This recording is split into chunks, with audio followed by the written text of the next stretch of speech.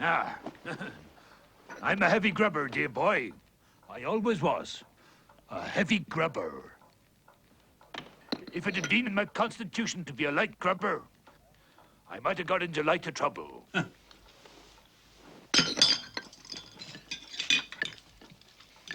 Similarly, I must have my smoke.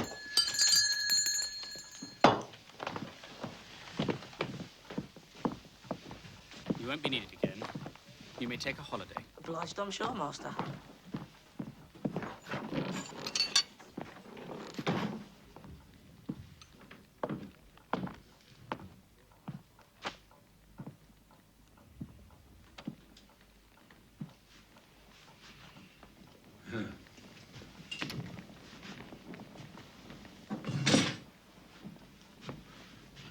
And here's the gentleman what I need. The real, genuine one.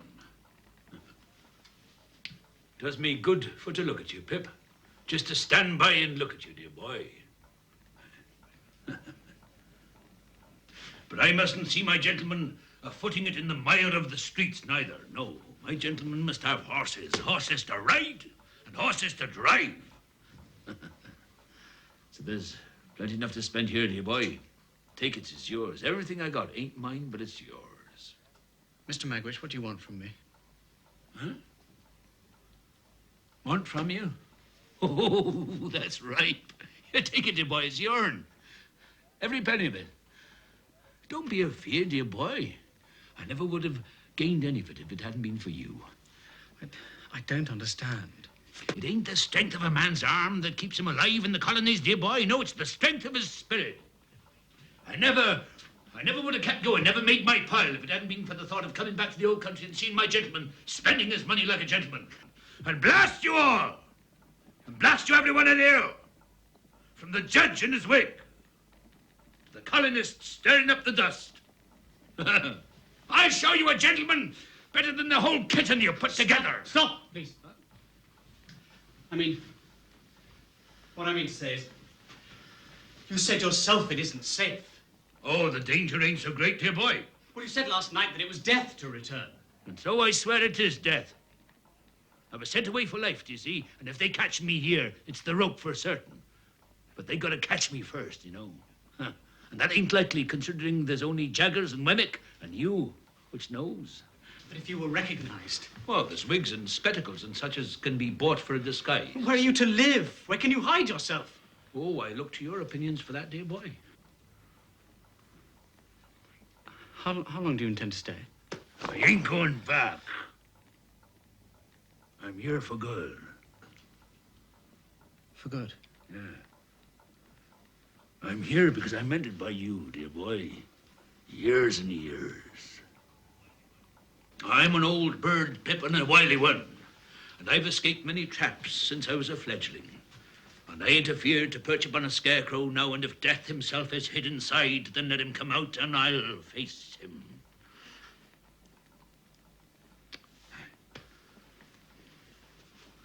Now, let me have a look at my gentleman again.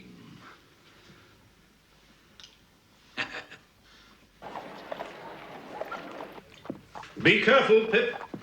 Don't commit yourself, or anyone else. Don't tell me anything. I don't want to know anything. I merely want to confirm that what I've been told is true. Told, Pip? You mean informed? Told implies verbal communication. You can't have verbal communication with a man in Australia. What I meant to say is that I have been informed. Good. By a person named Abel Magwitch that he is the benefactor so long unknown to me. Magwitch was the name of the man who originally wrote to me from Australia. In his letter, he hinted at some idea of eventually returning to England. I reminded him that he had been transported for the term of his natural life, and that to return would be an act of felony, rendering him liable to the extreme penalty of the law. He heeded my caution, no doubt.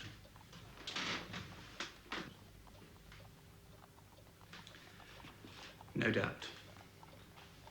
Wemmick received a letter asking particulars of your address from a colonist named Purvis. Provis. Provis. Thank you. It was through Provis, I assume, that you learned the identity of your benefactor. It came through Provis. Very good. Mr. Jaggers, I don't hold you responsible for my own mistaken conclusions. But I had always supposed that it was Miss Havisham. Well, as you say, Pip, I am not responsible. And yet it looked so like it, sir. Take nothing on its looks, Pip. Take everything on evidence. There's no better rule.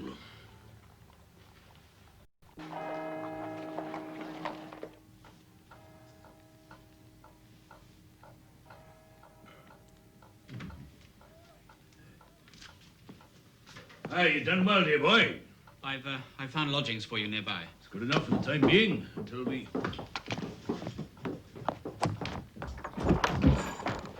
Handel, my dear fellow, here I am, a day ahead of time. How are you? How are you? And again, how are you? It's all right, dear boy. Herbert, Now take this in your right hand. do as he wishes, please. Now swear. Lord strike you dead, if ever you tell in any way somever. Please. I swear. Now kiss the good girl.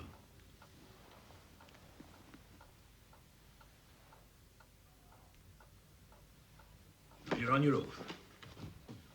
May you never believe me on mine, if Pip shall make a gentleman on you.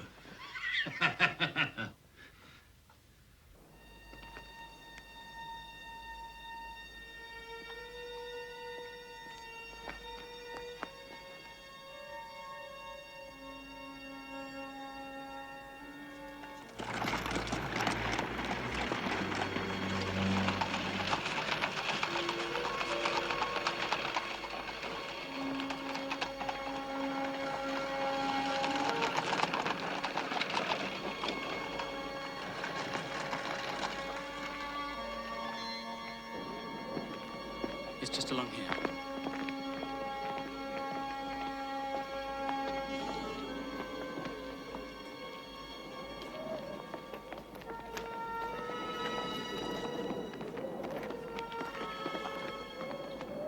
It's on the first floor. For heaven's sake, don't show yourself in the street. You're jumping at shadows, dear boy. But I honor you for it. We'll bring your breakfast in the morning. Thank you. Good night. Good night.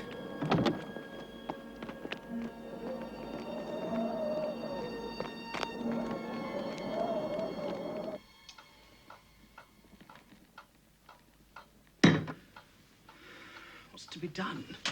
Poor dear Handel. I'm too stunned to think. I feel I'm being watched at every step. Imagination, surely. Look at this. We're to buy horses and carriages and roll about London like a couple of lords. It's madness, Herbert. What in God's name can I do? There's a fortune here. A fortune? Yes. And it's yours? I mean, he gives it to you. Well, I won't touch a penny of it. I can't. But Handel, what of your debts? How will you live? I don't know. I don't care. I won't take his money. Never. The very sight of him makes me shudder. But Handel, think. From what you told me of your first encounter with him, he's a violent, dangerous man, and very much attached to you.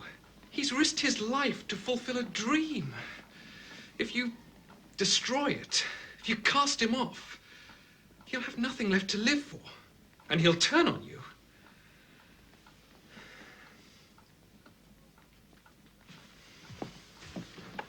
The first thing to do is get him out of England. You'll have to go with him, or he'll never consent. Well, what will that gain me? A chance to extricate yourself. Your only chance. And when you have, we'll see it out together.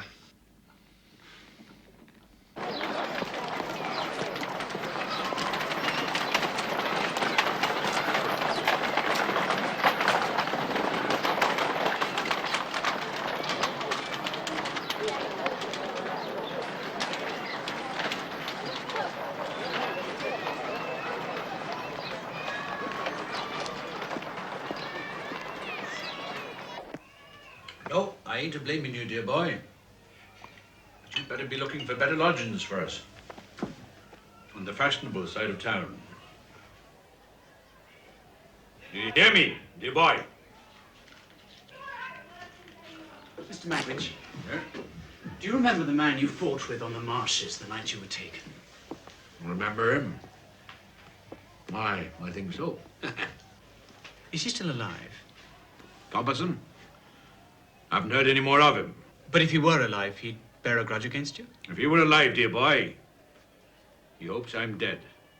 His name was Compasson? Aye, the dog. Handel, we must be off. Yes. So soon, dear boy? When shall you return? I have to leave town for a night. What, tonight? And leave town? I go to Kent to visit my stepfather, Joe Gargery, the blacksmith. Do you remember him? I do, yes. That same night. He acted as noble as yourself. Well, it's a long-standing engagement, and I cannot disappoint him. Nor shall you, dear boy. Not on my account. I'm glad and proud to know, as my gentleman ain't cast aside his old friends, as many would, being elevated to prosperity. God bless ye, Pip. God bless ye, Pip's comrade.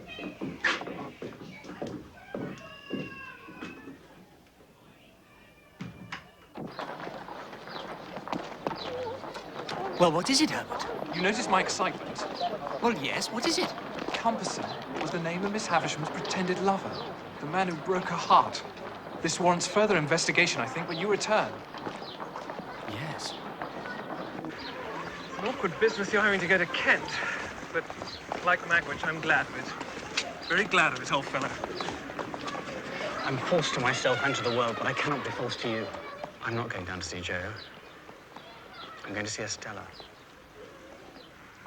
I know there's no hope. I haven't a penny in the world. And as for Miss Havisham's designing us for each other, well, that dream is broken too, but I must see her for a last time. I must. All the same, Handel, since you will be nearby, you might call in on Mr. Gargery. For the love of heaven, don't torture me beyond what I can't bear. With my own hand, in my own pride, I threw Joe off. I can never look him in the eye again. It's done. Finished. And all for nothing.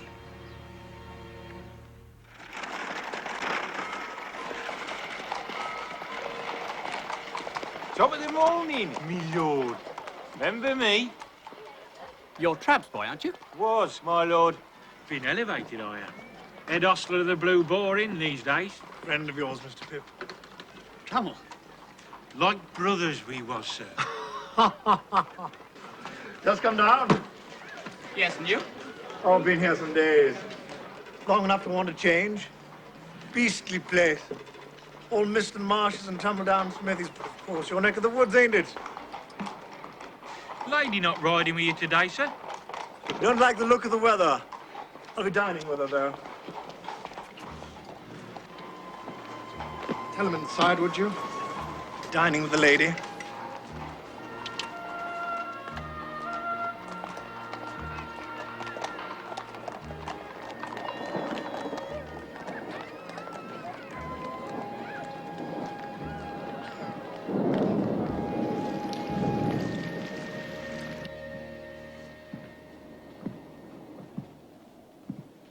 What wind blows you here, Pip?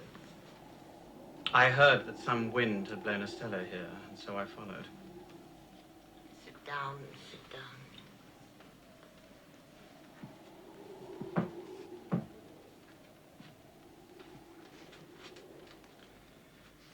What I had to say to Estella, I can say in your presence. It will neither surprise nor displease you.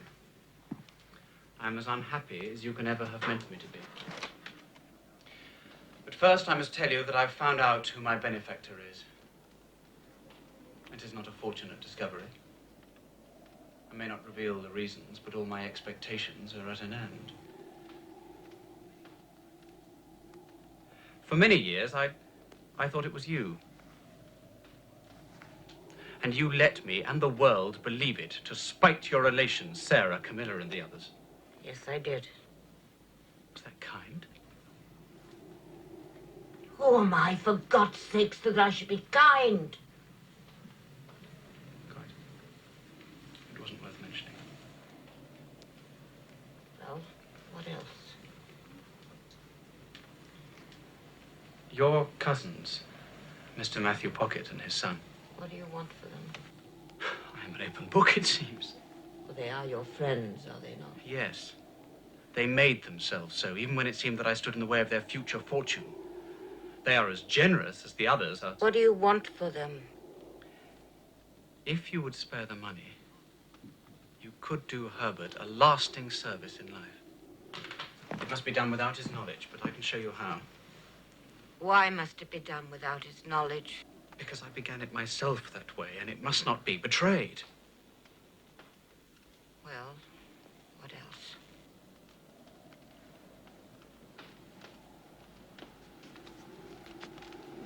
Stella,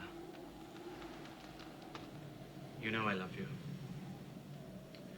I've loved you since the first moment I set foot in this house. Against all my warnings. When you say you love me, I know what you mean as a form of words, but nothing more. I can feel nothing. But surely it is not in nature to feel nothing. It is in my nature. It is in the nature formed within me.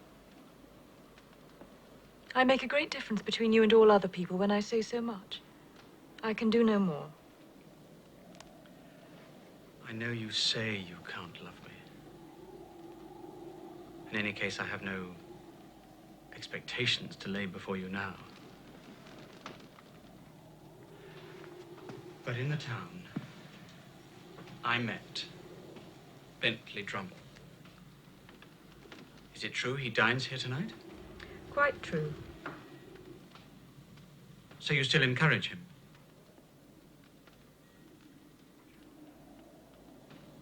You cannot love him. It's not possible. Tell him the truth. I'm going to be married to him. For the love of God, Estella, are you blind? Can't you see the trap she lays for you? On the contrary, Pip. Miss Havisham would have me wait and not marry yet. It is entirely my own choice. But to fling yourself away on a brute. Why? I'm weary of the life I lead. That's all. But Drummle of all men. Come, Pip. Let's not part like this. It will all pass in no time. You'll get me out of your thoughts in a week. Out of my thoughts. You're part of my existence. Part of myself.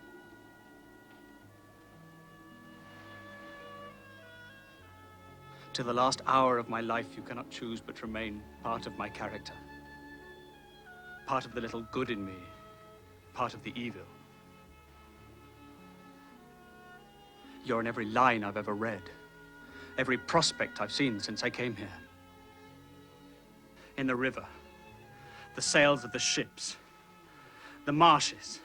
The clouds. The wind. The woods. The sea. The streets. In light and darkness, you're there. The embodiment of all that's beautiful and graceful. Cruel and... Stop! I'll not endure it. Get out. Get out. Do you hear me? Get out. Get out. Get out. Get out.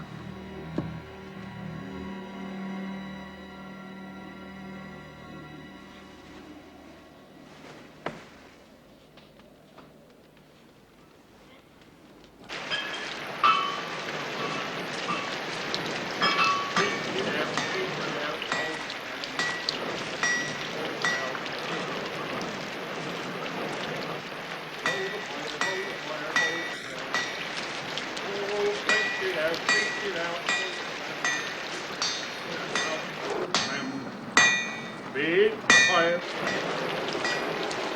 Make it try a soaring high road.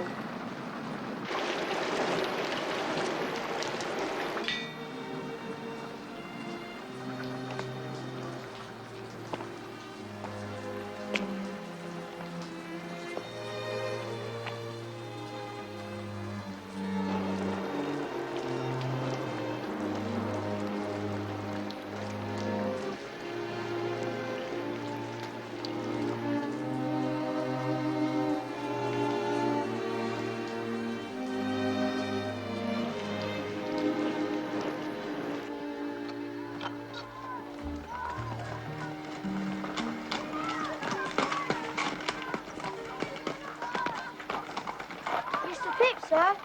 Yes?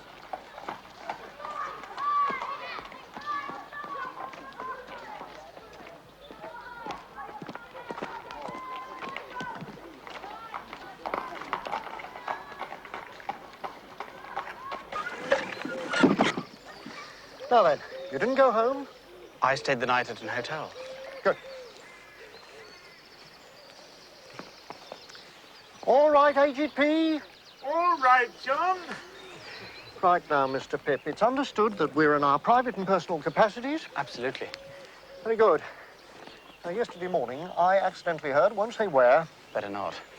that a certain person of not altogether uncolonial pursuits and not altogether unpossessed of portable property, won't name names, Not necessary.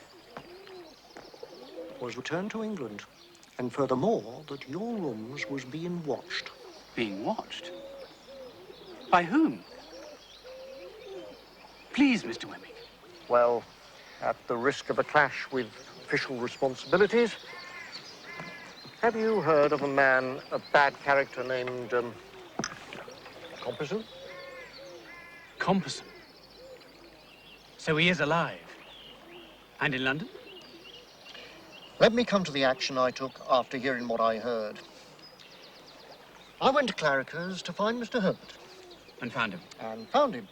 He must have been much puzzled as to what to do. Well, somewhat, but I was able to advise him. As you know, there's no place like a great city for lying close. Accordingly, it was arranged to shift a certain person to the lodgings of a young lady of Mr. Herbert's acquaintance. Clara, his betrothed. Ah, you're in the secret. Mr. Wemmick, we are... Well, I am eternally obliged to you. You look worried, Mr. Pip, and tired. I hope you know you can at all times rely on John Wemmick. In his private capacity, of course.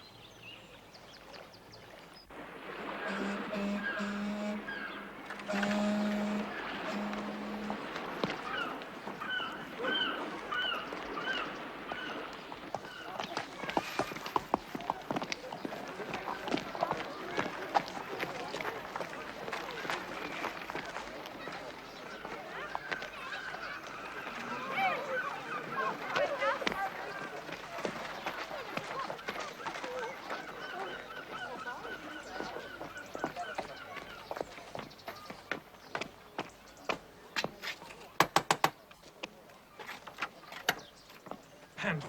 Thank heaven.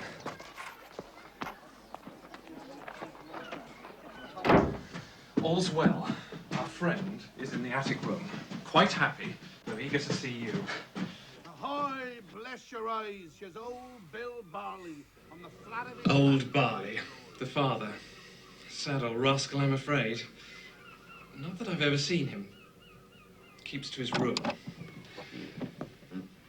Clara, my dear, may I present Mr. Pip? Handel, Miss Clara Barley. Honoured, Miss Barley. On the flat of his back like a drifting old dead flounder. Here's your old Bill Barley. Heavens, Papa wants me. If you'll excuse me, Mr. Pip. Come on, let's go on.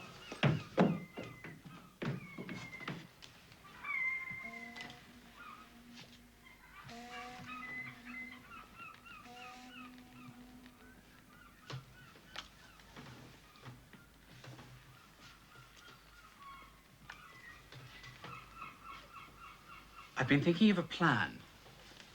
We're both strong oarsmen, and I still have the boat. We could row him down river when Wemmick gives the word. I know a place where the steamers heave to and take on passengers. Capital.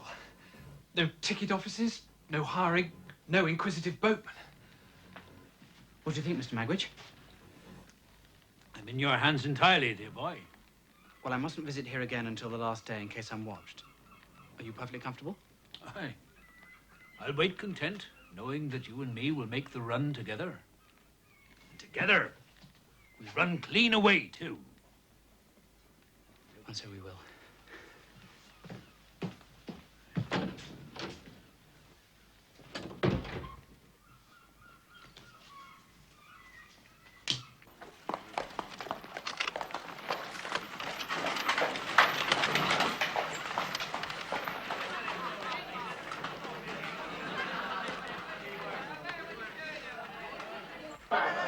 He just such scar that I've never felt.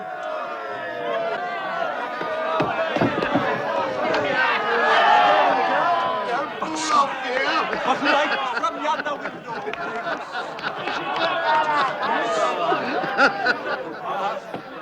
Julia,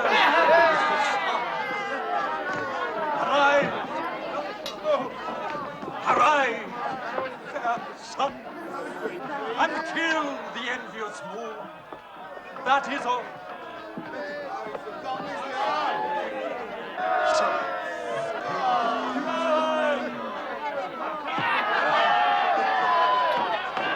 Thou, her maid, art far more fair than she. Be not her maid.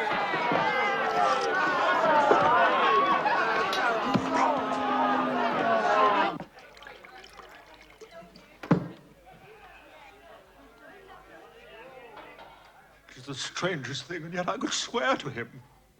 Well, to whom, Mr. Wopsle? Walden Garver. Mr. Waldengarver. Who did you see? Do you remember in old times, a certain Christmas, when you were quite a child, and I dined with you at Gargery's? I remember it well. And I led you on a chase after two convicts. One of those two prisoners sat behind you tonight. I saw him over your shoulder. The one with the scar? With the scar. Come, listen.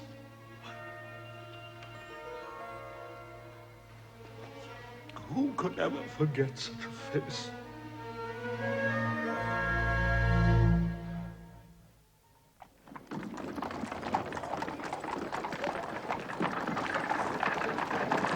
Good evening, Pip. Yes, well, Good evening, sir. Since we're going in the same direction, we may as well walk together. Have you dined? No, sir. Not engaged anywhere? No, sir. Oh, well, then dine with me. Wemmick's coming. Thank you, sir.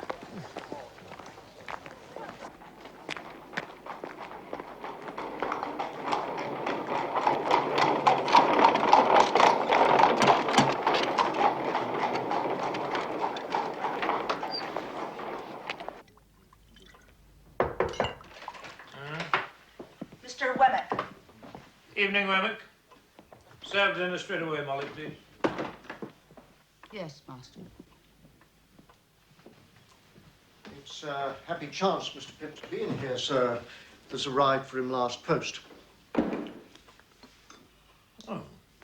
from Miss Havisham. Thank you. Glass of wine, Wemmick? Thank you, sir.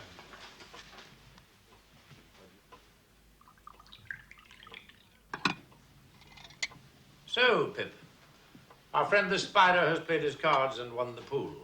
Mrs. Stella Havisham is to be Mrs. Bentley Drummle, in due course Lady Drummle. A promising fellow, the Spider, in his own way. But I wonder which of the two will prove the stronger. Of course, if he turns and beats her. Beats her? You can't seriously think that he's scoundrel enough for that. Well, I've no opinion. I'm merely putting a case. If it's a matter of physical strength, Drummle gains. If intellectual, the lady has it. A fellow like the Spider only knows two ways to act. Well, may I ask what those are? He either beats or he cringes. What's your opinion, Wemmick? Beats or cringes? Well, I drink to the lady. Let's hope she makes him cringe. You're a woman to make a man cringe, aren't you, Molly?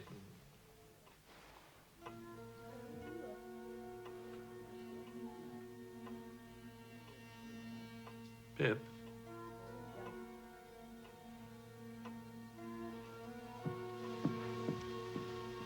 Pip. Whatever's the matter? Oh, nothing, sir. The subject's a painful one to me, that's all.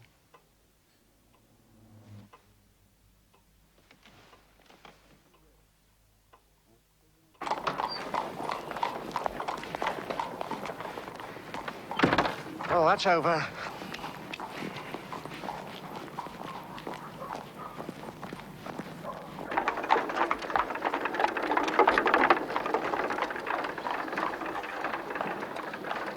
He's a wonderful man, Mr. Jaggers. Nobody like him, but always feel I have to wind myself up when I dine with him. I dine more comfortably unwound. Mr. Webb, you don't happen to know the story of Mr. Jagger's housekeeper? Some did, yes. I ask in a private and personal capacity, of course. Oh, well, in that capacity. Do you care to step across to the tavern? I usually take a drop after dining with Mr. Jaggers to wind myself down, as you might say.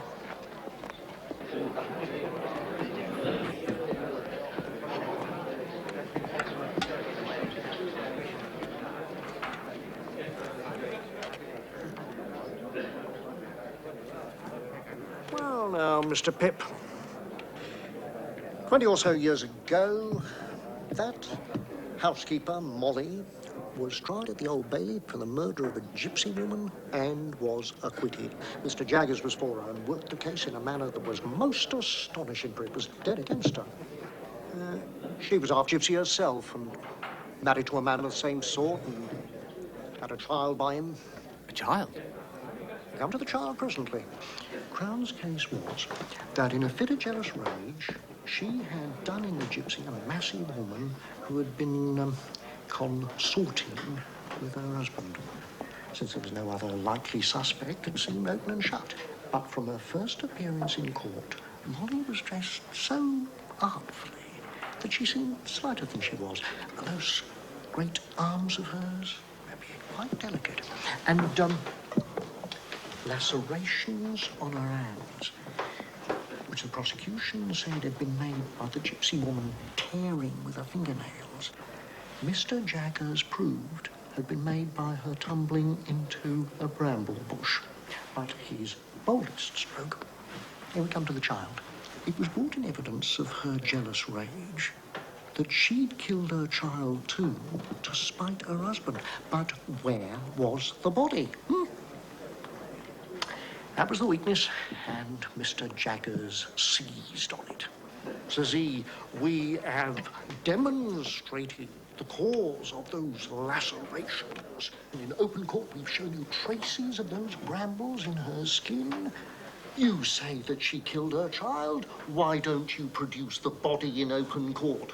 Why don't you try her for the murder of the child? In short, he was too much for the jury. They gave it in, and he made his reputation. But the child? What of the child? I never heard. Was it a girl? Oh, yes, I believe I did hear it. It was a girl.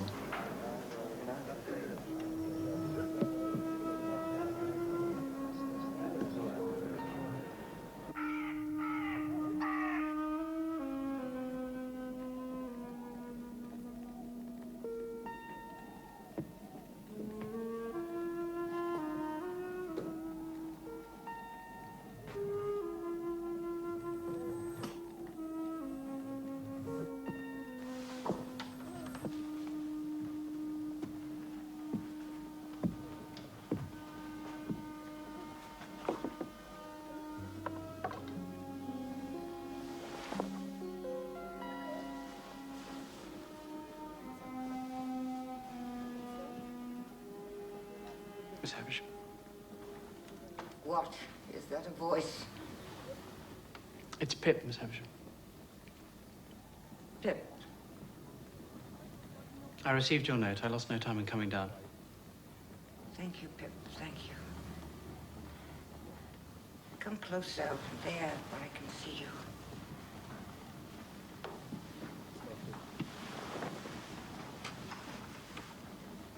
Pip, I want to show you that I'm not all stone. Can you believe that there's anything human in my heart? Of course, Miss Havisham. You said I could do something good and useful for Herbert Pocket. Yes. Some time ago, in secret, I began the purchase of a partnership for him in a trading house. I now cannot afford to complete it. How much is wanting? £900.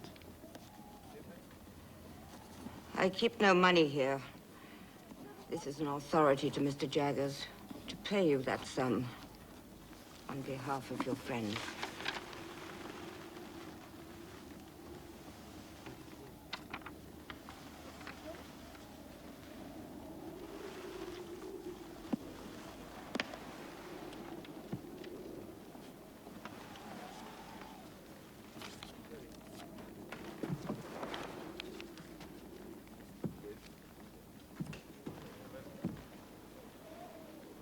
Can I do nothing for you, Pip?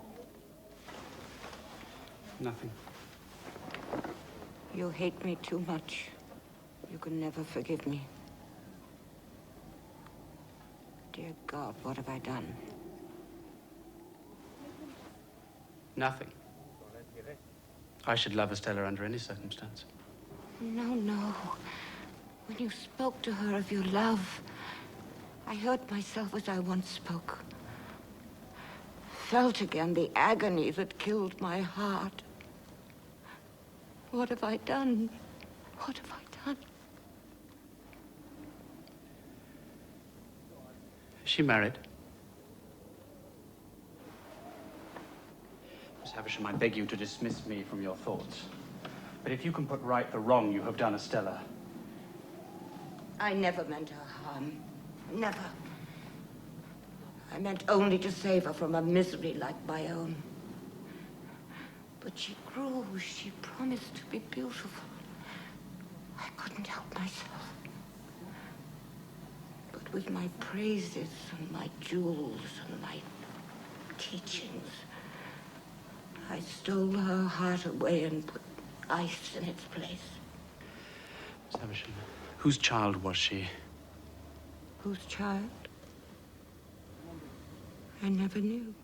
But Mr. Jaggers brought her here, or sent her. Brought her. I wanted a little girl to rear and love and save her from my own fate. One night he brought her. She was asleep. He carried her in his arms.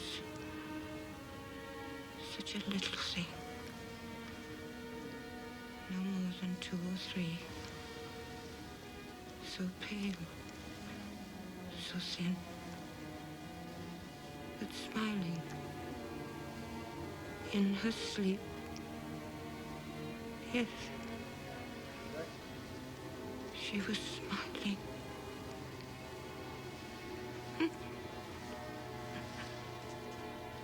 Dear God, what have they done?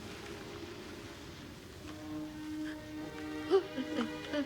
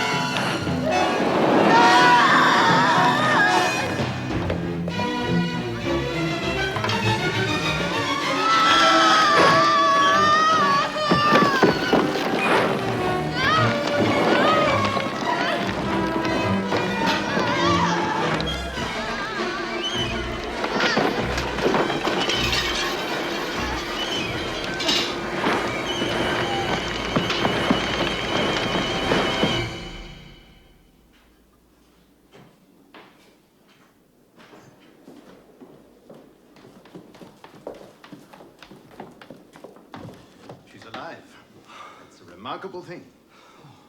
Well, may I go up? You're badly burned yourself, sir. You must take care. But I have to return to London immediately.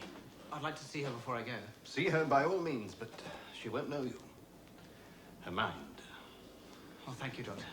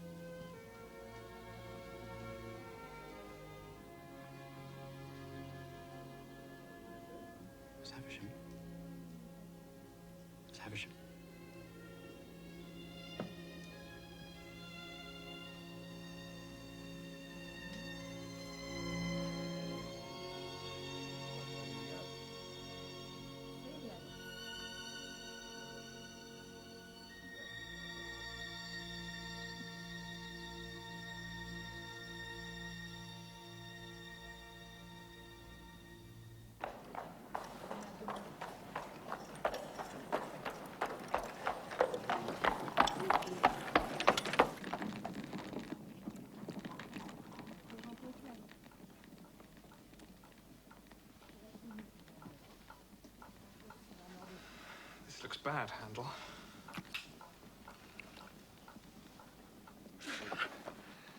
I'm sorry, old fellow.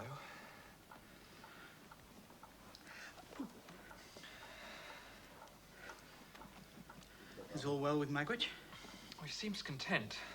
I spent 2 hours with him today. He improves upon acquaintance. One can't help but feel a certain compassion for him. He's led a hard life, touched with tragedy. Did he tell you he was married once? She was evidently a violent, vicious woman. Tried for murder at the Bailey. And worse, she murdered her own child by Magwitch. I mean, can you conceive of it? To murder an innocent child out of spite against the father. Doesn't bear thinking about. My dear fellow, I'm upsetting you with my infernal prattle. When did this happen? My dear Handel. Did he say when? Some 20 years ago, I think he said. And the woman at her trial, did Jaggers defend her? Well, yes, that's how Magwitch first came to hear of him. But Magwitch still believes the child's dead. Well, yes, but... Well, she isn't dead. She's alive. And was adopted by a rich old woman who gave her a new name. Estella. Magwitch is Estella's father.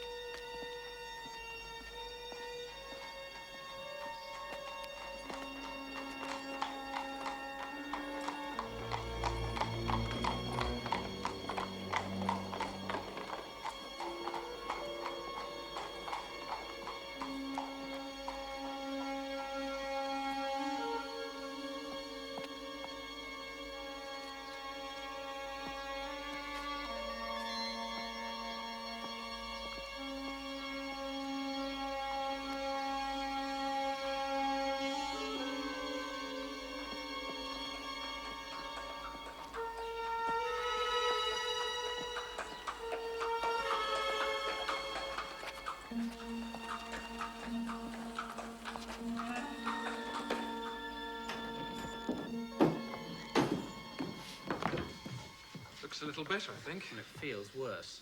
Morning, Mr. Herbert. Morning, Master. That do look nasty. See to our breakfast. Very nasty.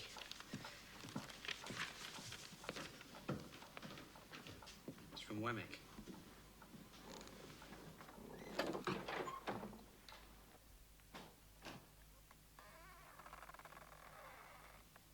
We're to get Magwitch away as soon as possible.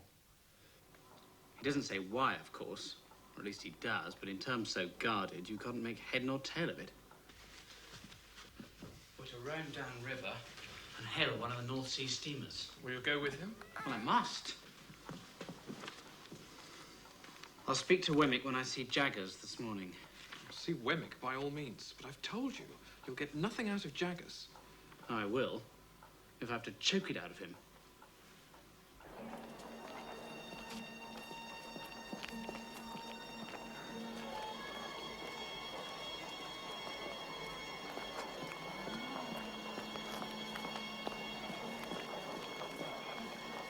Morning, gents. You both know who I am, but I don't think I've had the honour of your acquaintance.